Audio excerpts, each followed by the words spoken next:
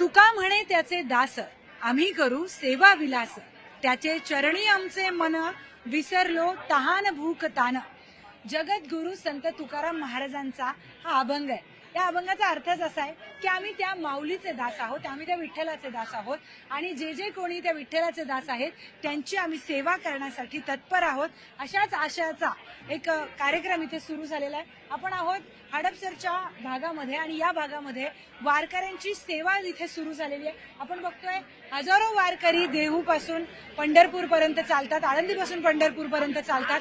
पण तुकाराम महाराजांच्या पालखीच्या वाटेवर इथे हा उपक्रम राबवला जातो आणि जे जे वारकरी थकून भागून चालत चालत इथे ऊन पाऊस वारा खात येतात त्या वारकऱ्यांसाठी इथे अशी सेवा देण्याचा एक वेगळा कार्यक्रम केला जातो. खरं तर ज्या लोकांना वारीमध्ये जाण्याचा योग येत नाही ती लोक वारकऱ्यांसाठीची ही सेवा करतात आणि त्यातून पुण्य मिळवण्याचा प्रयत्न करतात. माझ्यासोबत आनंद बिराजदार सर आहेत, त्यांच्याशी आपण बोलूयात. माऊली, तुम्ही स्वतःहून वारकऱ्यांची मालिश करतायत, दरवर्षी तुमच्याकडून हा उपक्रम केला जातो. काय नेमक्या भावना असतात, कसं वाटतं? एकदम आनंद वाटतं मनाला. असं वाटतं की पांडुरंगाची सेवा करत आहे. माऊली आणि तुकाराम महाराजच्या पालखीसोबत जाणारे सगळे जे भक्त आहेत देवाला समर्पित होऊन ते काम करत असतात आणि त्यांची सेवा करण्याला आम्हाला एक संधी मिळते. तर आम्ही सगळ्या भावांना, बिरादार परिवारांना खूप आनंद वाटतो याचा. आणि प्रत्येक वर्षी असं सगळ्याला हे भेटायला पाहिजे, सेवा करायची संधी भेटायला पाहिजे. संधी निर्माण करून देतो. आमचे बिरादार फवार बिल्डर आहेत, सगळे आपले मंडळी आहेत, ते येऊन इथं सेवा देतात. त्यांना वाटतंय आता एक वर्ष मला खूप देवाचा पांडुरंगाचा आशीर्वाद आहे. आणि मी या क्षेत्रामध्ये गेल्या 40 वर्षापासून आहे.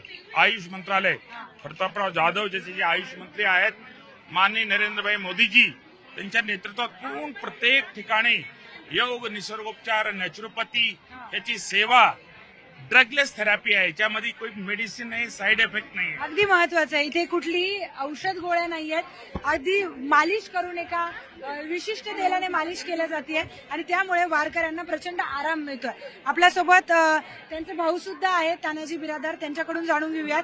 आता आपण बघतोय की वारकऱ्यांची सेवामध्ये एक वेगळा आनंद मिळतो. म्हणजे ज्यांना जायला जमलं नाही वारीला ते वारकऱ्यांची सेवा करून पुण्य कमवून घेतात.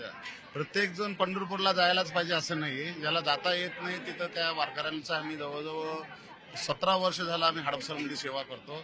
याचं मूळ आहे आमचं 3रं जनरेशन. माझे आजोबा जेव्हा 1900 स्वातंत्र्य मिळण्याच्या अगोदर 1942 पासून आळंदी ते पंढरपूर जायचे, माझे वडील जायचे. त्याच्यानंतर आम्ही चालू केलेलं. आम्हाला बिजली 3री पिढी आहे. तर आळंदी ते पंढरपूर चालता जाऊ शकत नाही कारण आमचे उद्योजक असल्यामुळं. तर त्या कारणामुळे आम्ही काय करतो, आमची सेवा करून त्या सेवेमध्ये खूप आम्हाला आनंद मिळतो. नक्कीच 3री पिढी आहे यांची आणि यांचं कुटुंब दरवर्षी हा इथे वारकऱ्यांच्या सेवेसाठी हा कार्यक्रम आयोजित करत असतो. आपण बघतोय की यांचं पूर्ण कुटुंब सुद्धा इथे आहे आणि वारकरी सुद्धा आहे ज्यांची इथे सेवा केल्या जाते. त्या वारकऱ्यांची सुद्धा आपण बोलूयात. वारकऱ्यांच्या नेमक्या काय भावना आहेत? माऊली, कुठनं आलात? देवगाव फाटा, परभणीवरून, मराठवाड्यावरून थेट तिथून चालत आला? हो, चालत नाही. आळंदी डॉक्टर चालत आलो आणि देवापासून मग आता पाय पाय चाललो. देऊपासून पायी पायी चालताय. आता मालिश करून कसं वाटतं? बरं वाटेल, एकदम ताप, पायाला आराम मिळतो. हो. आता यांना आशीर्वाद काय देणार? असं गरिबाची सेवा करावा बस. तर आपण बघतोय की वारकऱ्यांना सुद्धा पायाला आराम मिळतो आहे आणि त्यामुळे वारकरी सुद्धा आनंदी इथे पाहायला आपल्याला मिळतात. इथे आणखी काही माऊली आपल्या सोबत आहेत, त्यांच्याशी आपण बोलूयात. दरवर्षी हा उपक्रम केला जातो. नेमका कशा दृष्टीने तुम्ही अशा उपक्रमांना बघता?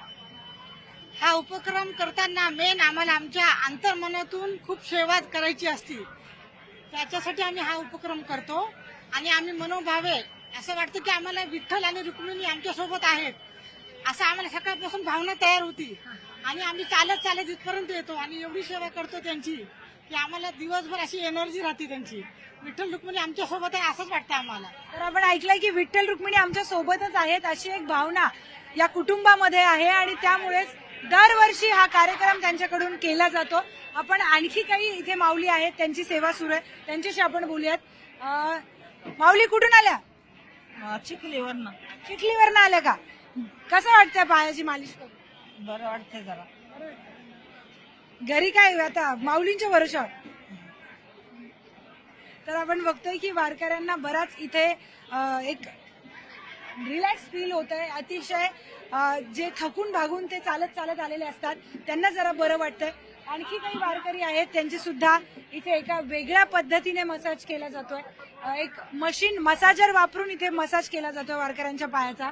आणि आपण बघतोय की जी तरुण पिढी आहे ती या सगळ्यांमध्ये आपल्याला पुढाकार घेतल्याचं पाहायला मिळत आहे. बाबा कुठून आले? आम्ही देऊवर आलो. चालत. आता बरं वाटतंय का पाहायला मसाज? आता तर चाल केलंय, मग आता वाटतंय जरा वाटतंय का? वाटलं तर अजून मोहर चालायचंय. हो, हो, हो. अजून पंढरपूर पर्यंत. तर पंढरपूर पर्यंत या सगळ्या वारकऱ्यांना चालायचं आहे. त्यामुळे हा टप्पा अतिशय महत्वाचा आहे. जिथे जिथे जागोजागी अन्नदान सुरू आहे, काही ठिकाणी वैद्यकीय सेवा सुरू आहे, काही ठिकाणी अशा पद्धतीच्या सेवा सुरू आहेत ज्यातून या सेवेकऱ्यांना सुद्धा आनंद मिळतो, वारकऱ्यांना देखील तितकाच आनंद मिळतो. काय सांगणार माऊली? माझं सलून आहे हेअर स्टुडिओ. दरवर्षी आम्ही फूड मसाज देतो लोकांना. पाया ॲक्युप्रेशरमुळे, मशीन ट्रीटमेंटमुळे थोडं रिलॅक्स वाटतंय ना. Back massage, foot massage. आता बघताय ना तुम्ही मावशीला बॅक मसाज करतात. त्यांना विचारा ना कसं वाटतंय मावशी? छान वाटतं. ही असं जरा कमी दुखल्यासारखं वाटतंय चलतानी.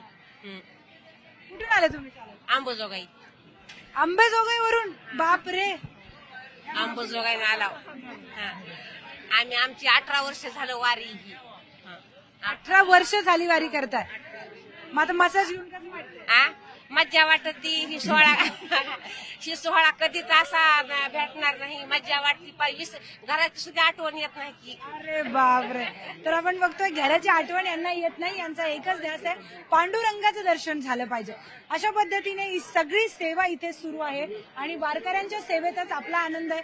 मनुष्य सेवा हीच ईश्वर सेवा आहे अशा आशयाचा संदेश या कुटुंबाकडून इथे देण्यात आलेला आहे. व्हिडिओ जर्नलिस्ट हर्षद गोरखा सोबत मी प्रियांका लाठी, न्यूज 18 मराठी, हडपसर.